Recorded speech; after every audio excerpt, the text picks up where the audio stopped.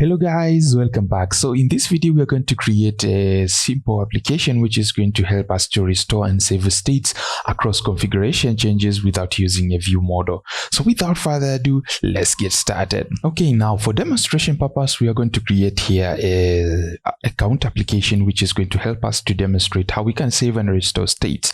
So for the first time we can just create here a new composable and then we are going to call this counter.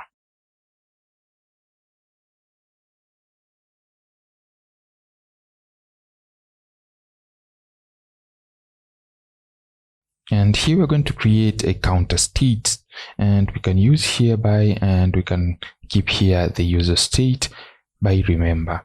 And here we can use a mutable state of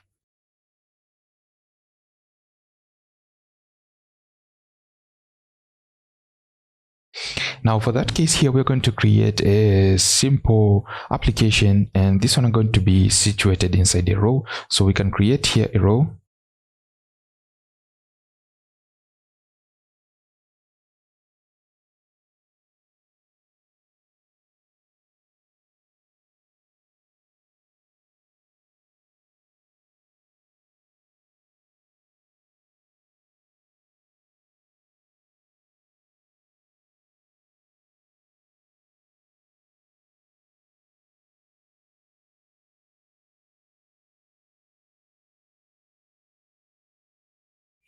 Now we want to pass in here the minus sign, but this one is not available using these icons image vectors. So what we can do here, we can come to resource manager here and click this button here and click add here a vector, and we can add this minus sign here and click next, and we can click finish. Now after that we have this icon baseline remove, and we can use a painter resource.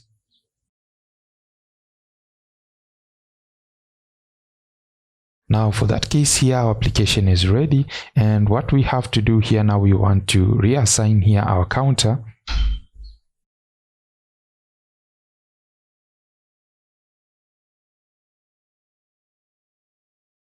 Okay, now we can open this project here and we can come here to this main activity, and inside this main activity here we can change this greeting here, and we can call here our component which is called counter component. So for that case we can try to run now our application. Okay, now our app is launched and we have here a plus button and a minus button. So when we try to plus here, it's going to add here, and also when we try to minus here, it's going to decrease by 1. So now let's try and rotate here our device to perform a configuration change, and as you can see here the value is going to decrease back to 0, so the state is going to be reinitialized. Now for that case also when we try to re-rotate our device, we are losing our state. So what we should do here, we can try to use a view model, but a view model is not suitable for this case, because for example when we want only our state to survive the life cycle of a composable, so using a view model is going to hook up until the view model is being killed, and the view model is going to be cleared when the activity which uses it is going to be cleared. So that's not going to be the case for now. For us, we want to just kill this when the composable has been removed or has been cleaned. So what we have to do here, we can try to use something which is called remember savable, and this remember savable is going to help us to save across configuration changes or process days or activity recreation. So it uses the same way as how it used saved instant state to save this state here. So what we can try and do here, we can try to just change this here and use remember. Now when we come here and press Ctrl Q, you can see that we have several parameters which we can try to pass inside here, and you can see here it behaves similarly to remember, but stores the value will survive the activity or process recreation using the saved instant state mechanism. So we have here an input which is the set of inputs, so that when any of them has changed will cause the state to reset, and the saver object which defines how the state is saved and restored. So we have something which is going to define how we can save and restore, and also we have a key which is going to be differentiating between this remember savable inside the composable tree.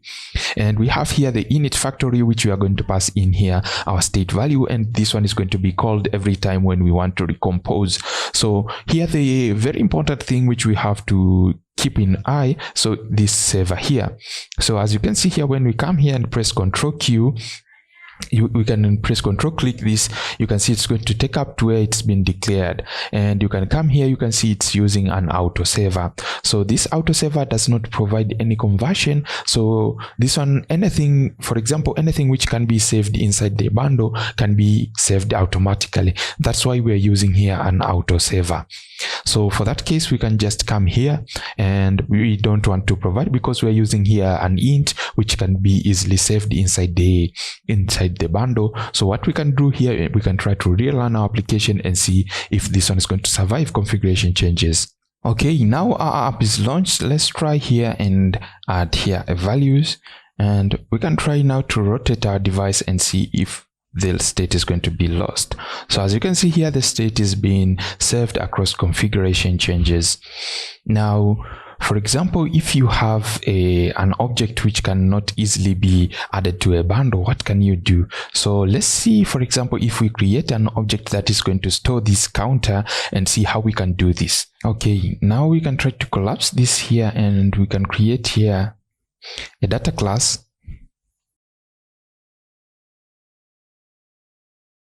This one is going to be of type int. Now we want to create this to be our saved state. Now for our case here, we can pass in here our count.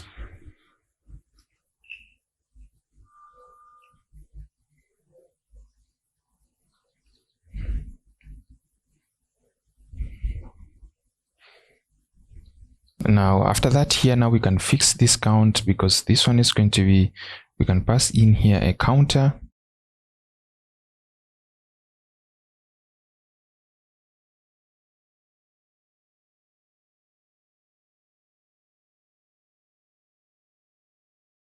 Now for that case here, we can try and run our application and see. Okay, now trying to run our application, we are getting this error. And as you can see here, we cannot, the mutable state containing counter cannot be saved using the current savable state strategy. So for this case here, now we have to provide a custom implementation. So the easiest solution for this, we can try to make this a parsealable. So for example here, you can just add parsealable implementation, and now you can try to run the application, and this one is going to succeed. Okay, now our app is launched, and as you can see here, we can do as usual because it has succeeded, and it can save its state when we rotate the device. So this was not a good implementation of using this counter here and passing here parsealable. So there is a neater way or a cleaner way to do this. So we can try and do this right now here. Okay, now here we can try and remove this here parsealable implementation, and we can create here another variable. So this variable is going to map up the saver and create us a way which it can easily convert the counter class to what can be easily saved inside the bundle. And for this case here, now we can create, for example, here we can call this counter saver. And this one we can try to use. So there are two implementations here of saver class which can easily be used. So we have a map and the list saver. So for example here we can have a, so we can write here run, for example, first.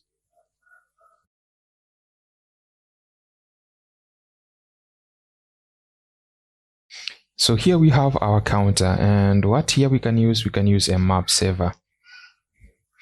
So if you come here to this map saver, you can press Ctrl Q. You can see that this map saver here is going to implement this saver class here, and which is allow us to represent your class as map of values which can be saved individually. So if you have several things which you want to save them, so you can try and use this map saver and save those keys when the activity has been recreated.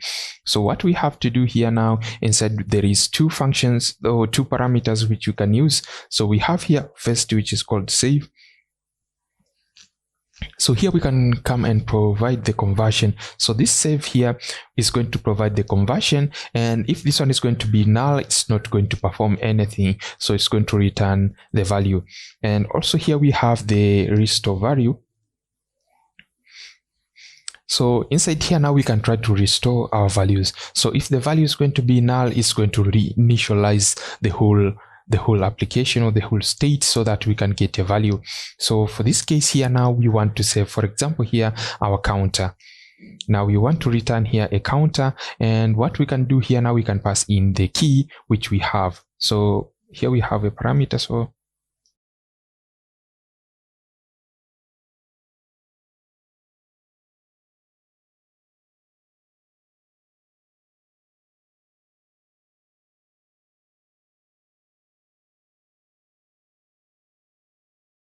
okay, now here we are performing conversion, so we are going to save this as the map, and we are providing here a key and here the value, and here we are restoring the value back to this counter. So what we can do here now, inside this remember savable here, and basically there we have finished, and it's really easy. So Jetpack Compose makes everything easy. So you're just performing here conversion, here you're restoring the value, and here you are just passing the custom saver as a parameter. Now let's try and rerun our application and see if it's work. Okay, now the app is launched again, and when we click here, it's going to add these values, and let's try and rotate our device, and the state has been saved. Now as you can see here, we are using a map. So what if you have a lot of values, so you have to define a lot of keys so that you can restore these states. So instead you can try to use a list saver that is going to add them inside a list. So let's do this here. Okay, now what we can do here, we can try to create another data class for demonstration purpose to how we can use a list saver. So here we had a map saver which we had to define keys in order to save this. So we can save this by using a list and not define a lot of keys. So this one is going to be, for example, you have here, let's create here a data class, and here we are going to call this size, for example, and this one is going to have a variable, and this one is going to be of type int, and also we have another variable which is going to be y of type int. So for example, here you have a data class, and this is usually you have data class that has a lot of variables. So in order to use this map saver here, you have to define a lot of keys in order to save it. Now for example, here we have only to use a list saver, and it's going to save us a lot of time. And let's create here another variable, and let's call this size. And here you can use this list. Okay, so here we're using a list saver. So here we can define here a savable class, and also we can provide here original class. So our original class here is going to be size, and our savable, we are going to save this as int. So what we can do here now, we can pass in here our savable class, which is going to be size, and also here we can provide here as int. So we want to save this as int and as savable. And also as the map saver here, we have two parameter, which we have the save lambda function here, which we can use to save this. So for example, here now we can pass this to be size. Okay, now what we can do here, we can save this as a list of, and here you can pass in size.x and here size.y, for example. So we are adding those two variables, and what we can do here now, also we can pass in here the restore function, and we can use this lambda function here to restore our values. And as you have seen here, we have a list of int. Now what we can do here, we can create a size, and here we can use this it, and instead of passing here keys and other things, we are just going to use this 0 here, and here we know that is going to be the second. So this one has saved us to create variables, and saving is. So don't get confused that you are going to save a list here. We are saving here a single object inside this, and here you have to use a mutable state of in order to save this, for example, to use this counter. So for example, if we remove this counter here and we use here size saver, and instead here now you have to use that. And you are going to go. So that was just for demonstration purpose. We are not going to change this. So I was showing you how you can try and change this and save them inside your application and use this list saver to save you a lot of time. Now, for example, here when we let's try to create another example which we are going to use a mutable state list of, so that we can use a list and how we can save a list and restore a list inside here. Let's do this right now here.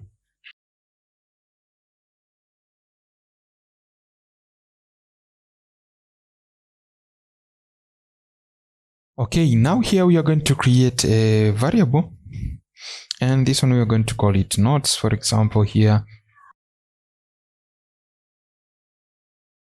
And here we want to pass in a mutable state list of, and this we want to be a mutable state list of a string, so that we can create here a string. So for demonstration purpose, we can use here a scaffold, and here we can provide a floating action button, and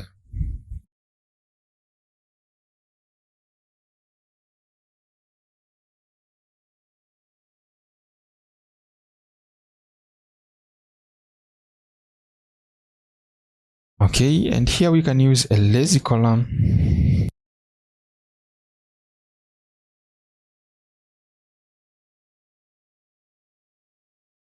Okay, so everything we are going to display it inside a lazy column, and here we are providing a floating action button. So we want to click here and add several data which are going to be used using this mutable state list. So let's create here a function.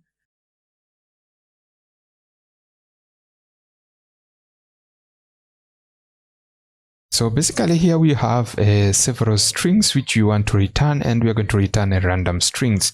Okay, now what we want to do here inside this floating action button here, we can call our nodes, and we can call this nodes.add. And basically here what we want to add, we can get the random nodes, and we can try to add now. Okay, now we can change here. So our UI is ready here. We can come here to this nodes component and come to the main activity. Instead of this counter component, we can pass in here the nodes component. Now let's try and run our application and see the output.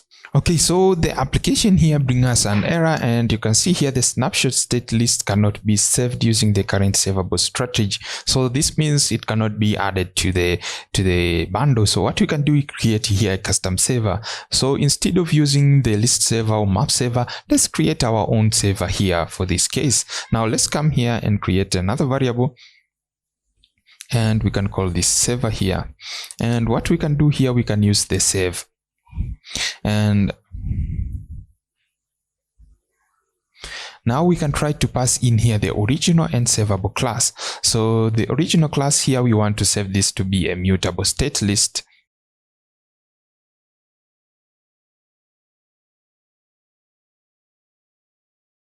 And what we want to save here to be a savable, so we want to save this as a list. And to do this, we can pass in here a list of string. And as usual here, we have two functions here, and we have the save lambda function, and here we can try to save. So what we have here, it is we can convert this to a list,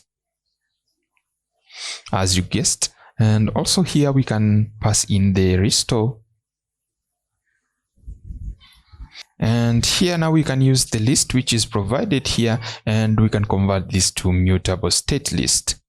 And here we are going to get up a snapshot. And for that case here, now we can come here to our remember savable, and we can pass in here our saver which we have created. So here we can use this saver and pass in here our saver, so that we can define and not use a state saver for this case here. Now let's try and run our application and see if this is going to launch. Now the app has launched successfully. Let's try and click this floating action button here to add new values. And as you can see here now, it's responding and it's going to add these values which we are going to add here. And now let's try and rotate our application and see if the state is going to survive configuration changes. And yes, indeed it does. So we have used here the remember saveable in order to save these states, and also we can try to, when the composable is going to be killed, these states are also going to be destroyed, so we don't have an outdated state when we kill this composable here. So guys, using states in composable is easier, but when there is a lot of state, management become complex. So to manage a composable becomes really difficult. So to solve this problem, you can use a state holder to manage state and UI behavior. So check this video in the end screen card here to manage state like a pro. So don't forget also to leave a like and subscribe to this video. See you in that video there to save a state inside the state holder. Thank you. Bye bye for now.